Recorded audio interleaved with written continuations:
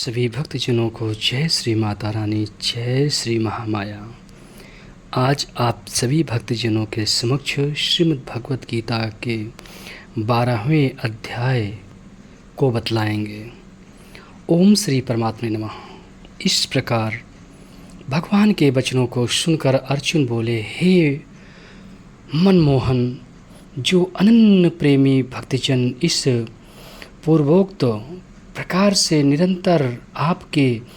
भजन ध्यान में लगे हुए आप सगुण रूप परमेश्वर को अतिश्रेष्ठ भाव से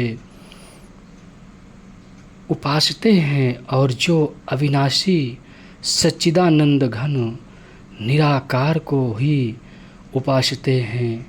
उन दोनों प्रकार के भक्तों में अति उत्तम योगवेत्ता कौन है? इस प्रकार अर्जुन के पूछने पर श्री कृष्ण भगवान बोले, हे अर्जुन, मेरे में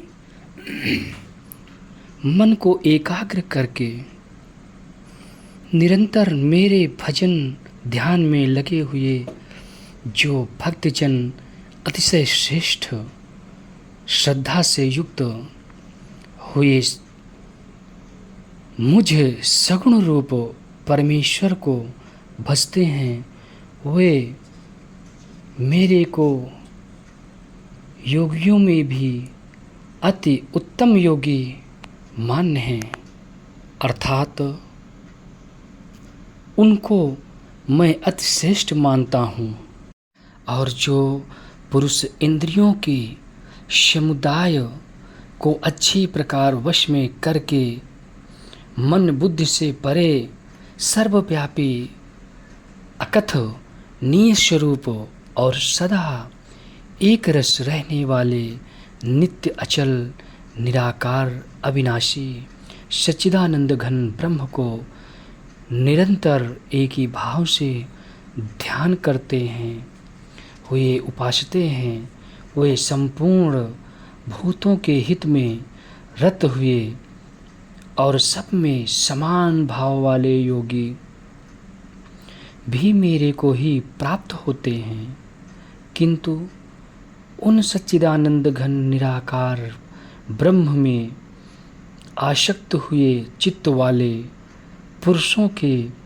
साधन में क्लेश अर्थात परिश्रम विशेष है, क्योंकि देहाभिमानियों से अव्यक्त विषयक गति दुखपूर्वक प्राप्त की जाती है। अर्थात जब तक शरीर में अभिमान रहता है तब तक शुद्ध सच्चिदानंद घन निराकार ब्रह्म में स्थित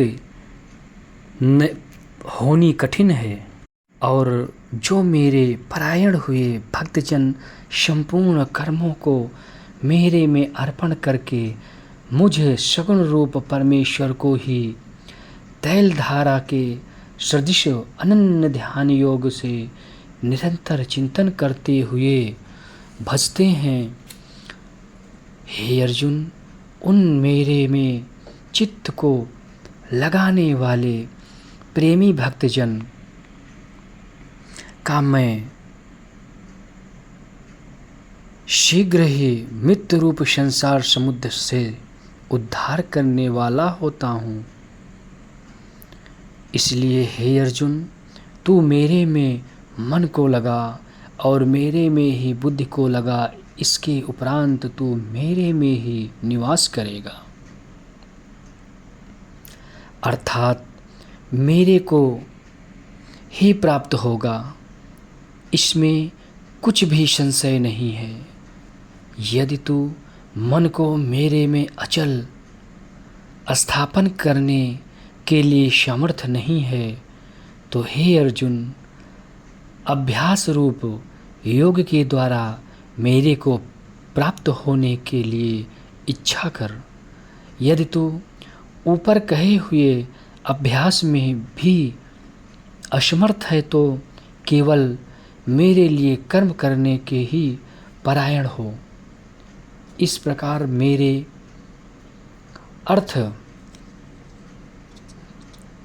कर्मों को करता हुआ भी मेरी प्राप्ति रूप सिद्धि को ही प्राप्त होगा। और यदि इसको भी करने के लिए असमर्थ है तो जीते हुए मन वाला और मेरी प्राप्ति रूप योग के शरण में हुआ सब कर्मों के फल का मेरे लिए त्याग कर, क्योंकि मर्म को न जानकर किए हुए अभ्यास से परोक्ष ज्ञान श्रेष्ठ है और परोक्ष ज्ञान से मुझ परमेश्वर के स्वरूप का ध्यान श्रेष्ठ है तथा ध्यान से भी सब कर्मों के फल का मेरे लिए त्याग करना श्रेष्ठ है और त्याग से तत्काल ही परम शांति होती है।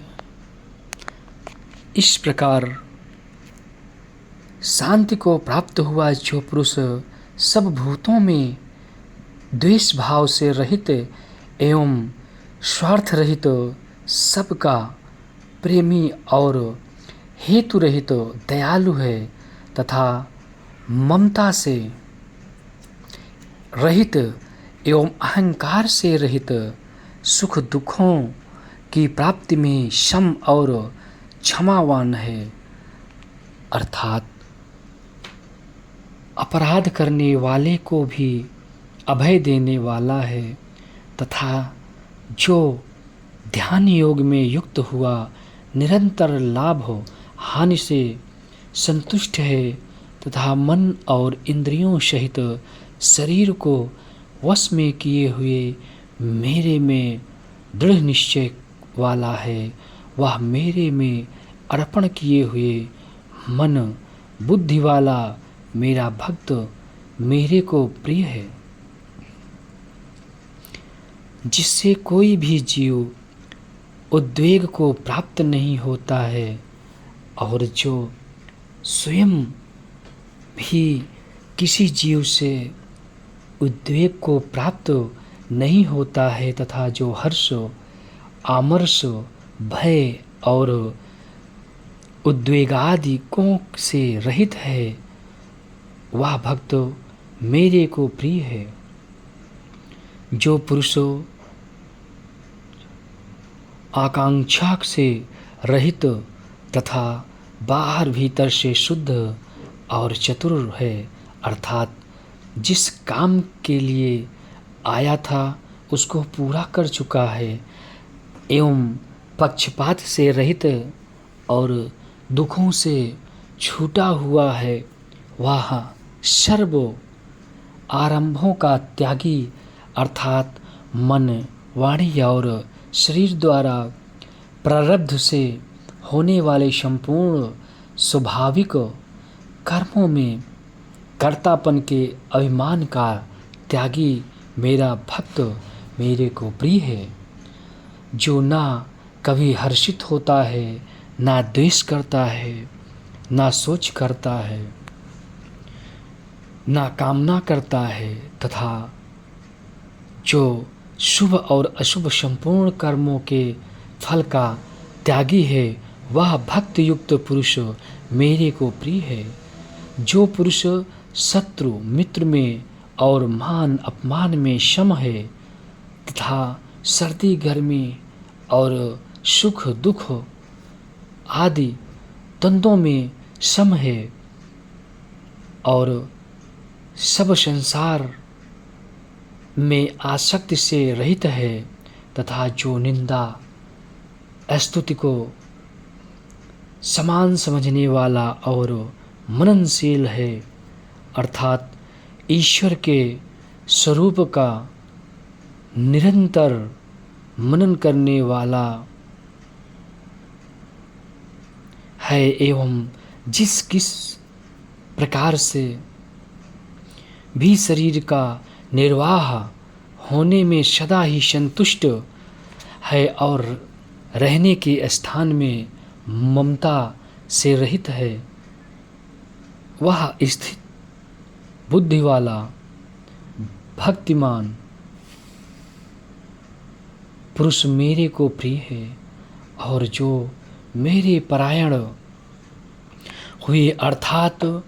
मेरे को परम आश्रय और परम गति एवं सबका आत्मरूप और सबसे परे परम पूज्य समझकर विशुद्ध प्रेम से मेरी प्राप्ति के लिए तत्पर हुए श्रद्धायुक्त पुरुष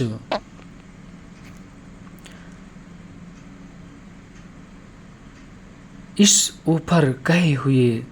धर्ममय अमृत को निष्काम भाव से सेवन करते हैं, वे भक्त मेरे को